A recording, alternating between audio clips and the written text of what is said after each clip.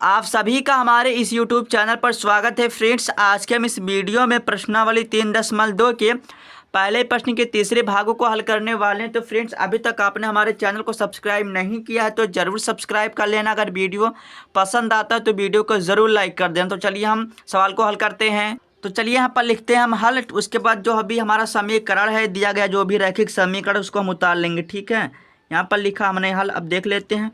उसके बाद देखिए हमारा जो रैखिक समीकरण पहला क्या है, यहाँ से देखिए 3x है। उसके बाद क्या है, -y है, बराबर क्या है 3।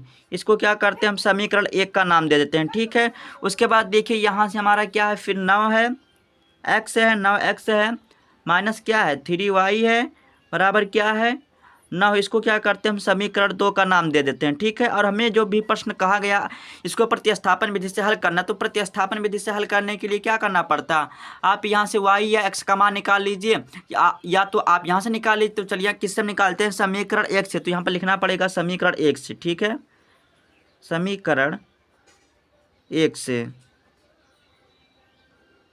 तो देखते हैं समीकरण 1 हमारा क्या है, यहाँ पर 3x है, -y है, बराबर क्या है 3 है। अब देखिए यहाँ से क्या हो जाएगा, 3x हो जाएगा, 3 को इधर करते हैं माइनस हो जाएगा, y को उधर करते हैं क्या हो जाएगा, प्लस का हो जाएगा। इसको हम किस तरह लिख सकते हैं, यहाँ से देखिए y बराबर क्या लिख सकते हैं, 3x - 3। इसको क्या करते हैं हम, समीकरण 3 का नाम दे देते हैं। ठीक है, ये हमारा समीकरण 3 हो गया। ठीक है, तो अब क्या करेंगे हम, जब y का मान हमने निकाले तो इसे क्या करेंगे हम, समीकरण 1 में रखेंगे, नहीं रखेंगे क्योंकि हमने 1 से निकाला है। तो आप लिखेंगे समीकरण 3 का मान समीकरण 2 में रखने पर, या लिख सकते हैं y का मान समीकरण 2 में रखने पर। चलिए यहाँ पर लिखते हैं हम y का मान समीकरण 2 में रखने पर। लिखेंगे हम तथा y का मान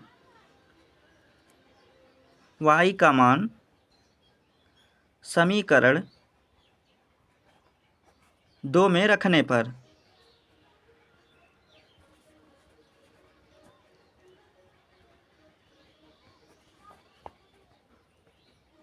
ये हमारा हो गया। अब देखिए जो दूसरा समीकरण है उसको बारे में लिख लेते हैं। ठीक है, तो देखते हैं क्या हमारा, यहाँ से 9x है, उसके बाद देखिए -3y है, बराबर क्या है 9 है। अब देखिए यहाँ पर क्या लिखेंगे हम, 9x लिखेंगे और माइनस क्या हो गया 3 हो गया, और y का मान हमने यहाँ से देखिए क्या निकाला, 3x माइनस क्या है 3 है। तो यहाँ से लिखेंगे 3x माइनस क्या है, यहाँ से 3 अब बराबर क्या है 9। और यहाँ पर हम क्या करते हैं, कैलकुलेशन कर लेते हैं। यहाँ से देखिए क्या हो जाएगा, 9x हो जाएगा। यहाँ से देखिए इसका जब गुना हो जाएगा क्या हो जाएगा, 9x हो जाएगा। ठीक, अब यहाँ से देखिए माइनस माइनस क्या होगा, प्लस होगा, 3 त्रिका क्या हो जाएगा 9, बराबर यहाँ पर क्या हो जाएगा 9 हो जाएगा। उसके बाद देखिए यहाँ पर प्लस है तो प्लस लिखा नहीं जाता, जैसे यहाँ पर हमारा प्लस है तो प्लस लिखा नहीं जाता। तो यहाँ पर प्लस माइनस क्या हो जाएगा, ये कैंसिल हो गया, हमारा क्या बच्चा 9 बराबर 9। ठीक है, इसके कहने का मतलब क्या, इसके कहने का मतलब ये है कि इसका जो अनंत हल, इसका लिखेंगे आता है दिया गया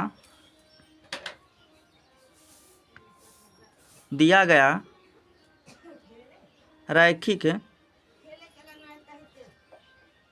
समीकरण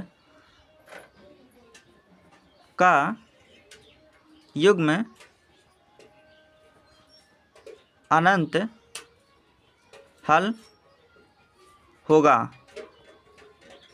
अब चलिए मैं आपको बताता हूँ ये इसका अनंत हल कैसे होगा। देखिए जैसे यहाँ पर क्या हमारा 3x, चलिए मैं आपको बताता हूँ प्रूफ के साथ। जैसे यहाँ पर क्या था 3x था, उसके बाद क्या था -y, अब बराबर क्या था यहाँ पर 3 था। तो और हमारा दूसरा जो समीकरण था क्या था, यहाँ पर 9x था, उसके बाद -3y था, बराबर क्या था 9। अब चलिए हम x का मान रखते हैं। ठीक है, देखिए अगर हम x का मान क्या करते हैं, यहाँ पर शून्य रख देते हैं, देखिए यहाँ से गुना होगा तो ठीक है। तो चलिए पर लिख देते हैं हम समीकरण 1 से, पहले समीकरण 1 से।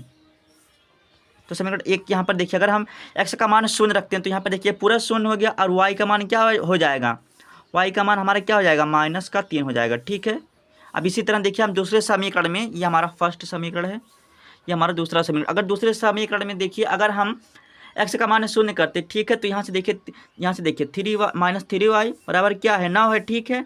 उसके बाद देखिए इसको हम इधर करते हैं तो गुना करेगा, इधर आएगा भाग करेगा तो क्या हो जाएगा, 3 हो जाएगा। तो y का मान भी क्या आ जाएगा, -3 आ जाएगा, ठीक है।